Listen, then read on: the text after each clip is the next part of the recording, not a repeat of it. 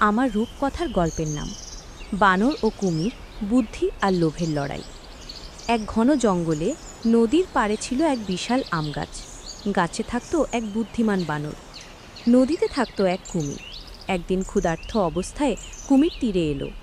আহ সারাদিন সাঁতার কাটতে কাটতে ভীষণ ক্লান্ত হয়ে গেছে, কিছু খাবারও নেই। বন্ধু, তুমি এত কষ্ট পাচ্ছ? নাও, আমি তোমাকে কিছু মিষ্টি আম দিচ্ছি। ওহ, ধন্যবাদ বন্ধু, তুমি সত্যিই দয়ালু। আমি প্রতিদিন তোমার কাছে আসব। এভাবেই প্রতিদিন কুমির নদী পার হয়ে আসতো, বানরের সঙ্গে গল্প করত আর আম খেত। তাদের বন্ধুত্ব গভীর হলো। কিন্তু কুমিরের স্ত্রী ছিল ভীষণ লোভী। এই ফলগুলো কোথা থেকে আনো?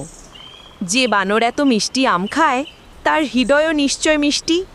আমি সেই বানরের হৃদয় খেতে চাই। কুমির দ্বিধায় পড়ল, কিন্তু শেষে ফাঁদ ফেলল। বন্ধু, আমার স্ত্রী তোমাকে দেখতে চায়।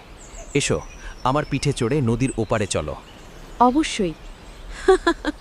চল যাই। নদীর মাঝপথে আসলে আমার স্ত্রী তোমার হৃদয় খেতে চায়, এই জন্যই তোমাকে নিয়ে যাচ্ছি। ও হে কুমির, তুমি আগে যদি বলতে, আমি হৃদয়টা গাছে রেখে আসতাম না। হৃদয় তো আমি প্রতিদিন আলাদা করে রাখি। কি, হৃদয় বাইরে রাখা যায় নাকি? তাহলে তাড়াতাড়ি গিয়ে নিয়ে এসো, আমি তোমাকে আবার গাছে পৌঁছে দিচ্ছি। তীরে পৌঁছানোর সঙ্গে সঙ্গে বানর লাফ দিয়ে গাছে উঠে গেল। বোকা কুমির, হৃদয় কি শরীরের বাইরে রাখা যায়? তুমি লোভে পড়ে বন্ধুত্বও হারালে। আমি ভুল করেছি। মাথা নিচু করে নদীতে ফিরে গেল। এইভাবে বানর তার বুদ্ধি দিয়ে বেঁচে গেল। আর কুমির বুঝল, লোভ মানুষকে অন্ধ করে তোলে। সত্যিকারের বন্ধুত্ব কখনো স্বার্থ দিয়ে মাপা যায় না।